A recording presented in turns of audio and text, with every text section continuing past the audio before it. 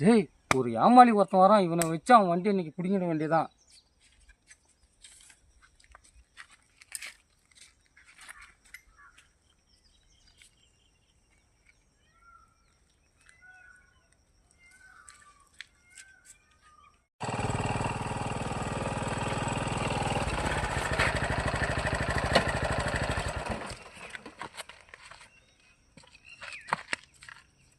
ஐநூறுரூவா? என்ன 500 கீழே இருக்கு? கண்ணே தெரியாத மாதிரி போகிறான். குளிரனா இருப்பானோ? இன்னைக்கு லக்க அடிச்சிச்சு. ஒரு கோட்டரை ஒரு வாட்டரை போடு. அப்பா,